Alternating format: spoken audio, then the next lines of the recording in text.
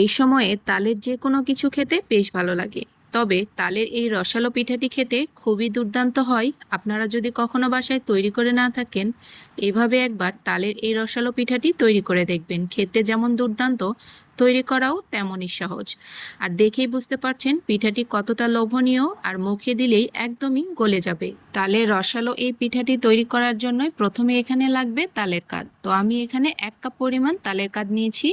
এখন চুলাটাকে জ্বালিয়ে দেব, একটু নাড়াচাড়া করে নিচ্ছি। ভালো মতো করে তালগুলোকে গরম করে নিয়েছি। এরপর এর মধ্যে দিয়ে নিচ্ছি 1 কাপের থেকে একটু কম পরিমাণ দুধ। আপনারা চাইলে এখানে পানিও ব্যবহার করতে পারেন, তবে দুধ দিয়ে এই পিঠাটি তৈরি করলে খেতে বেশি ভালো হয়।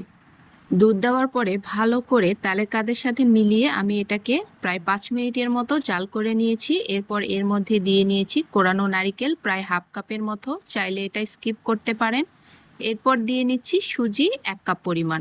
অল্প অল্প করে সুজি দিয়ে একটা সফট ডো বানিয়ে নেব। অনবরত নাড়াচাড়া করে ডোটাকে আমি একদমই সফট করে বানিয়ে নিয়েছি। এটা এখন আমি চুলা থেকে নামিয়ে নেব। ঠান্ডা হওয়ার পরে এটা দিয়ে পিঠা তৈরি করে নিতে হবে। তো চুলা থেকে পুরোটাই আমি নামিয়ে নিয়েছি। এখন ঠান্ডা করার জন্য সাইড করে রেখে দিচ্ছি।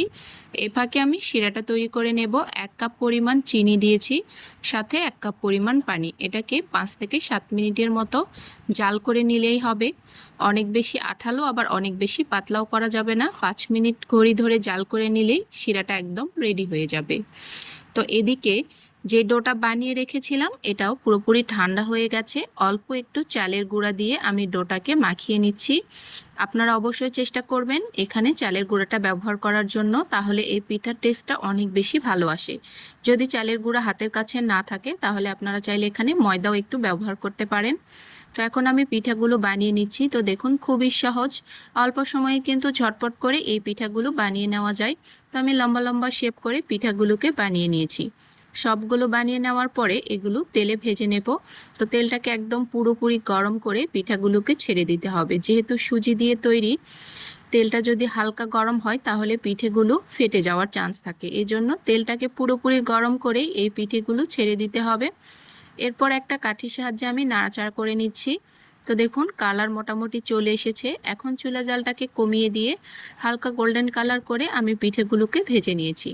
ভেজে নেওয়ার পরে ঠান্ডা শিরার মধ্যে আমি পিঠাগুলো দিয়ে নিয়েছি। এগুলো ঢাকনা দিয়ে 10 মিনিট রেখে দেব। 10 মিনিট বাদে ফিরে আসছি। তো দেখুন পিঠাগুলো একদম রস শুষে নিয়েছে।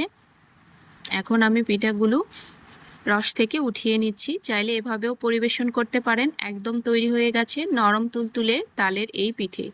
আর এই পিঠে খেতে খুবই দুর্দান্ত হয়। তালের এই সময়ে একবার হলেও এই পিঠাটি তৈরি করে দেখবেন। দেখেই বুঝতে পারছেন এটা কতটা নরম তুলতুলে, আর খেতেও ভীষণ মজাদার। যদি রেসিপিটি ভালো লাগে শেয়ার করে দেবেন। আল্লাহ হাফেজ, আসসালামু আলাইকুম।